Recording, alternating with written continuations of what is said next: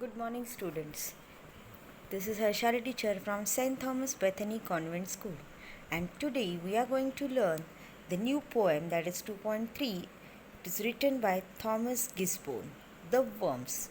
So, basically, in this poem, the poet urges us to remember that every creature on this earth is created by God, and we must hence respect every creature, big or small, and not take away a life which we cannot give.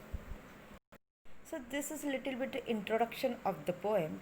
Now we will solve the warming up session of the poem. The first question, that is, worms plays a very important role in maintaining ecological balance, and they are the friends of farmers. This could be a homework for you. I'll give you some point of it, that the worms are losing the soils, brings up a fertile soil, turn organic garbage into organic fertilizers, provide proteins to soil, etc. These are some points to write the essay, or write some information about, or discuss some information about the worms play a very important role in maintaining ecological balance, and they are the friends of farmers. So this you can write now. This is homework for you. And now the second question, think and write down how the following creature can be useful. The first of all, dragonfly. Everybody know what is dragonfly? Yes. So it's a mosquitoes and flies and controls unwanted insects. So it is a very useful thing that dragonflies does. Then spider. Spider keeps insect population under control. Then next is ants. Turn and aerate the soil and helps in seed dispersal. Then honeybees. It provide honey to us and help in pollination. Everybody know what is pollination, correct? So these are the points which help us and which is useful, these kinds of worms. Then earthworms. Earthworm, obviously it is loosen the soil and turn organic garbage into the fertilizer. So it is also very useful things of the earthworm. Then the second question is, little creature in nature can also be your teachers. Think and write what we can learn from their followings. So all these creatures are also acting or doing the role of a teacher. They teaches us all the time. So what they teaches us? Suppose we see the bees, the organization. You have seen the bee comb. Okay, so in that organization, the organization is very what we can say, very tragic, useful, they have done, and the organization of bees are very nice. Then hard work, then self sacrifice they are doing. Then ants, the teamwork, hard work and discipline, they are always going in line and gathering the food every time. Then spiders, the patience and perseverance. Then caterpillar, patience and acceptance of change, because only when the caterpillar give up the life, then only it will turn into the beautiful butterflies. So this is how we have solved the warming up session. Now we'll go for the poem directly, which is written by Thomas Gisborne. Now we'll see the poem, The Worms. Okay, so in this poem, I already told that the poet urges us to remember that every creature on this earth is created by God. We must hence respect every creature, big or small, and not take away a life which we cannot give.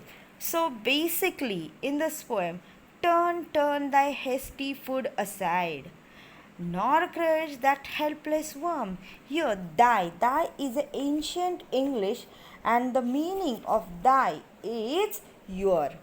Thy is your.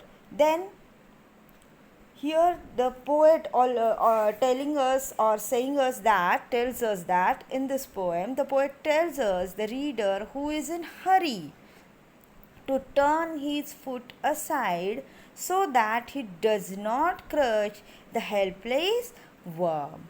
The frame thy scornful looks deride required a god to form. So here hasty means hurried and scornful means filled with hate and deride express the hatred. So here the frame thy scornful looks deride means maybe the reader can feel that it is a very scorn, it is very hated, and they can show the hatred for the worm, but it was also created by God. So don't do like that. Don't show your hatred and don't put your legs on that worms and don't destroy the small worm. Then the common Lord of all that move, from whom thy being followed, means the same God who have made the human beings and all the others things that move has also given then a portion of his boundless love on that poor worm bestowed. Thy being means your life and bestowed means given as a gift. So that moves has also given a portion of his unlimited love to the poor worm. So although it is a worm, but it is also created by the God, the same God which is created you. So you don't have any rights to take their life. So the portion, his the boundless love, that much love only he is giving to the worm, which is giving to you also. So you don't discriminate among that is a worm and we are the human beings. So like human beings, it is also has a life. So you only think about that. It is, though it is a poor worm, he is means God is always giving love to the worms also. The sun, the moon, the stars he made to all his creatures free, means God has given the sun, the moon, and the stars free to all the creature he created. Means like that, how he have given the sun, the moon, and the stars free for the all human beings, even the other animals, and he is not taking any charges for that.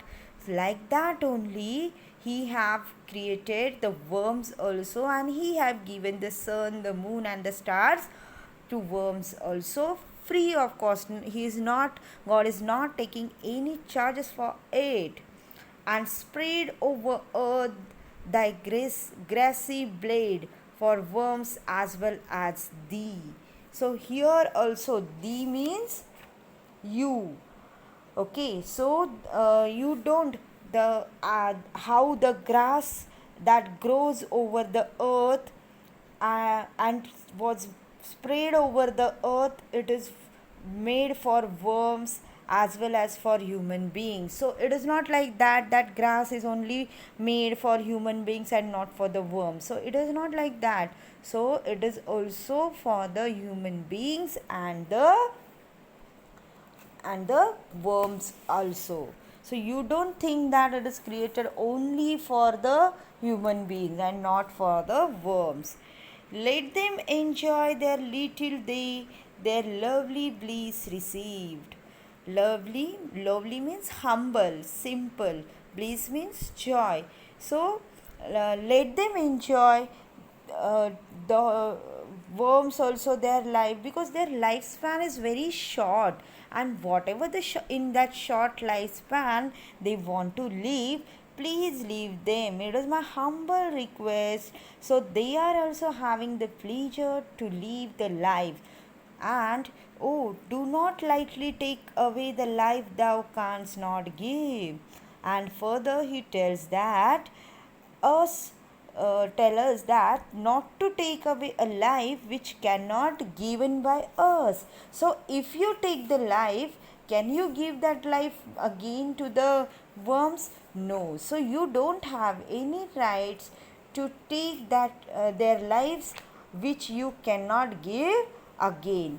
And even the human beings also, if you will take any human being's life, nobody can leave you. You will keep it in the prison. So you don't think about that these worms are very small, and you are not if you are destroying them, you will be not punished, but it is our own duty to never take their lives, and don't keep think like that, so nobody will going to punish you. So it is not you. If you cannot give their lives again, so you will also don't have any rights to take their lives. Now we'll just see the central idea of the poem.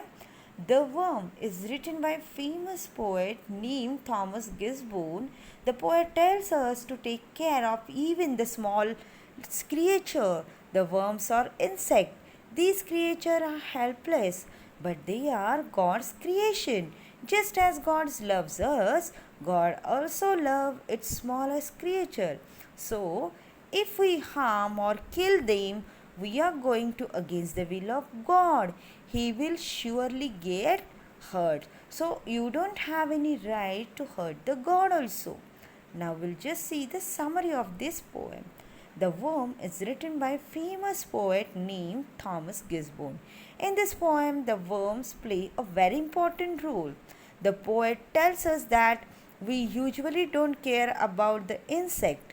Sometimes, knowingly or unknowingly, we kill those tiny creatures. Especially when we are in hurry, we don't care on what we are stepping. Thus, we might kill some insect. The poet urges us not to stamp those small, neglected, and helpless creatures like worms. So, through our uncontrolled movements, and the poet also says that the Lord who created us has also created the tiny creature, and the Lord loves his other creature as he loves us. The Lord will hurt if we kill those tiny creatures. He created the sun, the moon, and the stars for their comfort. We don't have any right to take their lives, as we cannot give their lives back to them. So, we should give them freedom so that they can enjoy their lives the way we are enjoying ours. So, it is our duty to enjoy our lives, and it is our duty to protect their life also. So, like this, I have explained the poem. Now, if I'll tell you to write the paraphrase of the poem, so like this you can uh, write the paraphrase of the poem. So paraphrase means the description of the poem. Suppose in this poem, The Worm, the poet Thomas Gisborne tells us that we usually don't care about the insect. Sometimes, knowingly or unknowingly, we kill these tiny creatures. Especially when we are in hurry, we do not care about what we are stepping on. The poet urges us not to stamp those small, neglected, and helpless creatures. The poet also says that the Lord who created us has also created the tiny creature. He created the sun, the moon, and the stars for their comfort. We don't have any rights to take away their lives, as we cannot give it them back. Their lives are short. We should give them the freedom so that they can enjoy their lives the same way as we are enjoying ours. So now I have tell you the paraphrase also and the summary also. I'll give the photographs of the paraphrase and the hard words. So please write it down in the notebook after the video. I'll provide you the pic of the paraphrase of the poem. I hope all of you have understood this poem nicely. If you have any doubt, you can ask me further. So, in this way, I have explained the poem. I think it is a very nice poem, and you will also think about that. So, you will also not destroy this tiny creature like worms, which is not harmful for you. So, I hope you have understood this poem and you will utilize these things in your day to day life. Thank you, students. Thank you very much.